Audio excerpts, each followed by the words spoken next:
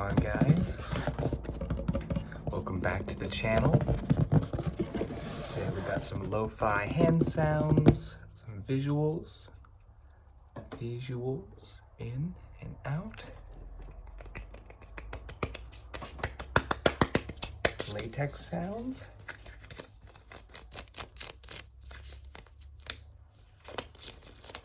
and I'll just also do some rambling, of course.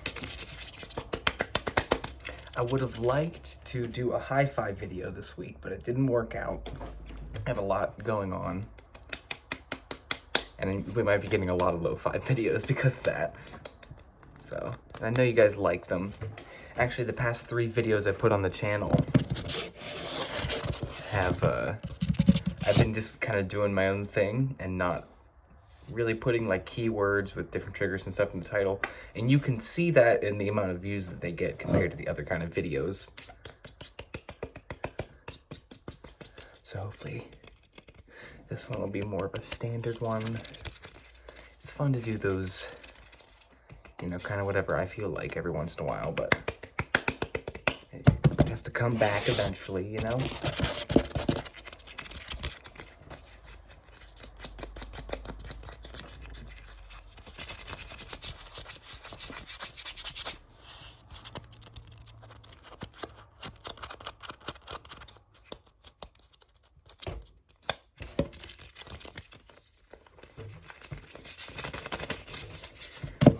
Keep the glove on for now. I did want to talk about this little guy right here. Clinical photograph. Also, the light, this looks really good for a lo-fi because I have this light right here reflecting off the ceiling. You're leaning on my laptop stand, that's what that was. And it just looks a lot better with some light. Usually my lo-fi videos, I don't even turn on any lights, but this looks okay. This is a decently interesting background too, so that's fine. Nice and simple. Okay, pop the flash and take a picture. So you can tell this looks a lot different than most of my other cameras I talk about on this channel. It's because it's not a Fujifilm camera. It's the first camera I bought in a very long time that is not a Fujifilm camera. It is a fixed lens Sigma camera. It's actually like 11 years old. So when you turn it on, it extends. So, but it's nice and small. So it looks like a little point and shoot, like a really cheap camera.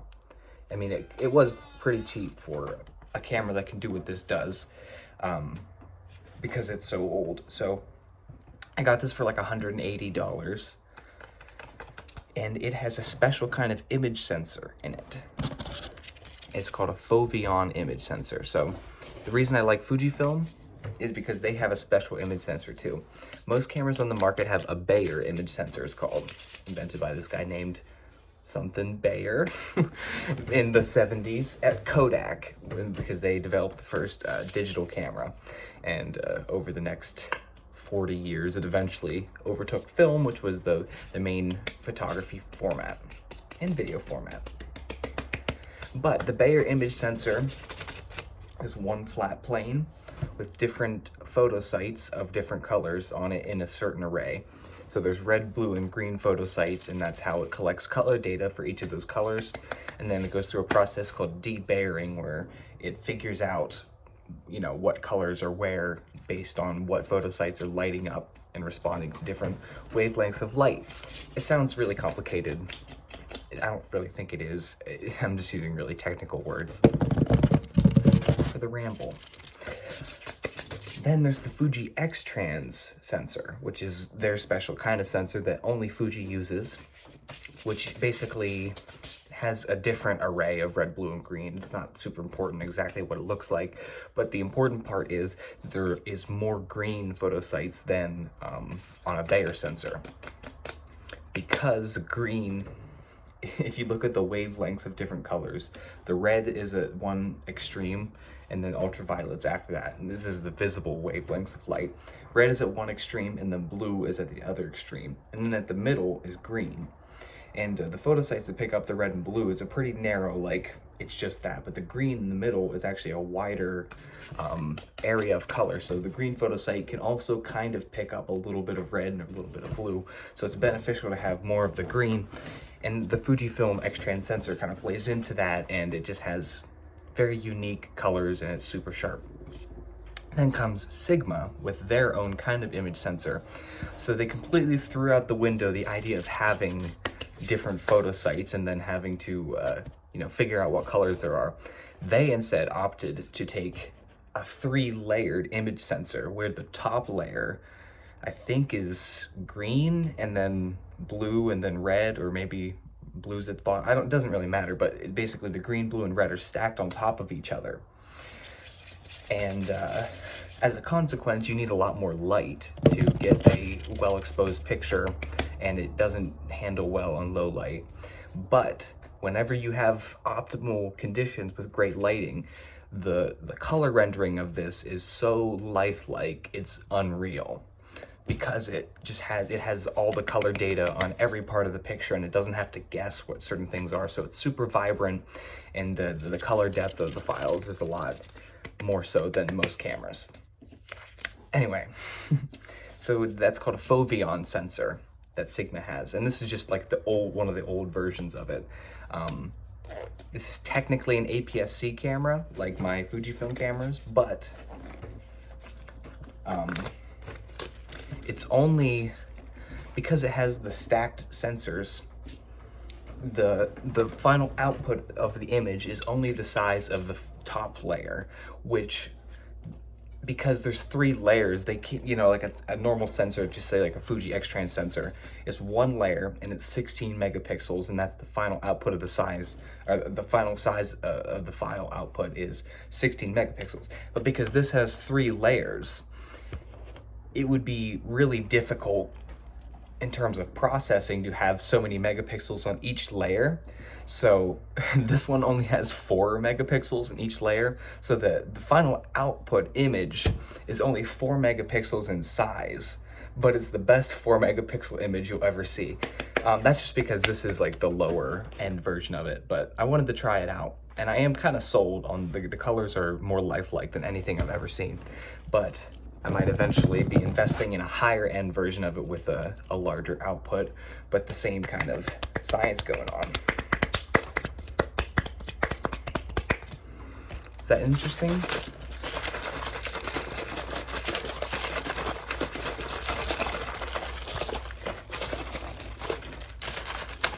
By the way,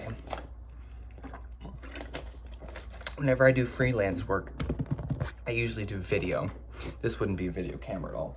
But just speaking of photography and cameras in general, I usually don't have any photo shoots, but it just turns out that this weekend I have 3 photo shoots in a row, 3 days in a row. So it turns out tonight I'm doing engagement photos tonight, which I've never done before. And then tomorrow I'm photographing my first wedding ever, which is crazy to think. I'm pretty sure I'm prepared though. And then Sunday, I am photographing senior portraits for somebody. And it's just funny how that happened, because every Thursday for a couple months there, I was going to the same venue in town and taking pictures of musicians performing for the Downtown Improvement District.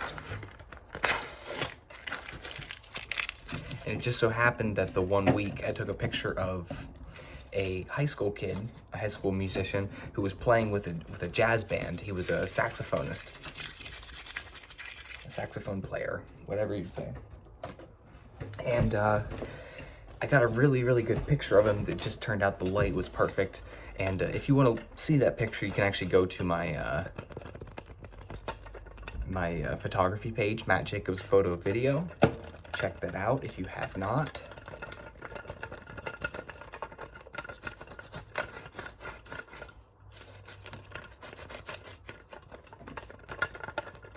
And anyway, he reached out to me and he wanted senior portraits, so I got some work out of that, and that was great. Super exciting.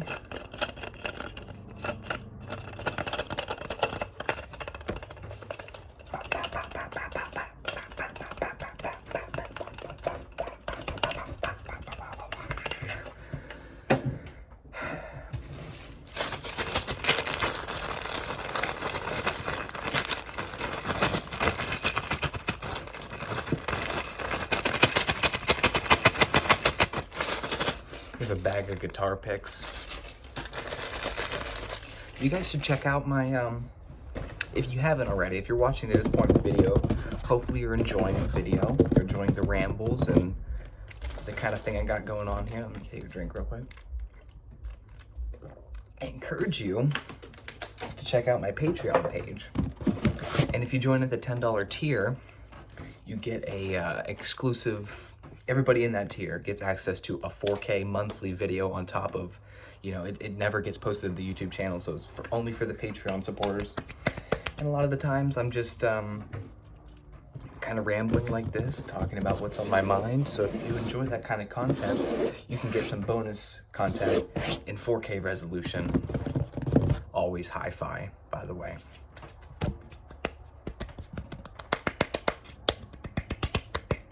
And the $25 here, you get your own personal lo-fi video on top of that. And if you just want to do like a $5 tier, you can get your name at the end of the video. On my hi-fi videos where I mention all my Patreon supporters at the end, you can get mentioned there. So if you want to support what I do, you can for basically whatever amount works out. Or you don't have to. You can just continue to support me by watching the free content on YouTube.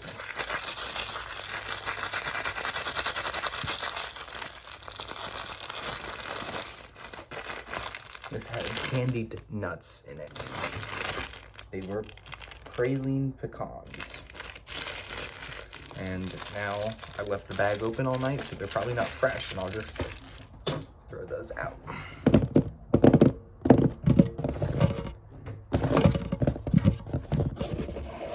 Follow my finger up here, down, along the bottom here. Oh, it disappeared and duck and that. Okay, yeah. Okay, up here, touch the corner, boop, and down to this corner, boop, boop, corner, corner, in, out, punch, punch, punch, punch, punch, punch, punch. That's a KO.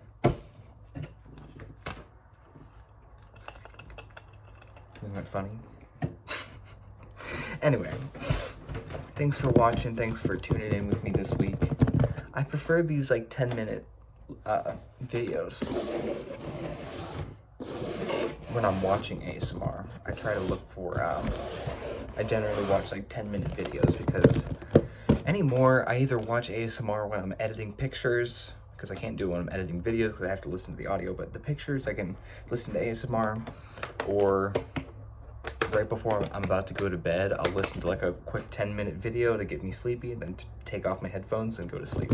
So that's how I use ASMR. Let me know how you use it, but I'm probably not gonna make a bunch of 30-minute videos. That's probably never gonna be what this channel is. It's about the idea and the presentation, trying something new, and not the same thing every single time.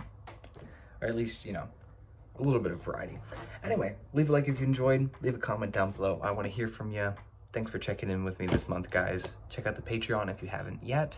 Check out the Instagram for the ASMR artist, or the Instagram for my photo video. It's in the description of every single video. Or send me something in my P.O. box. I do not shout that out enough. I still have yet to receive something, and I've had the P.O. box open for like a year. All right. Thanks, guys. Bye.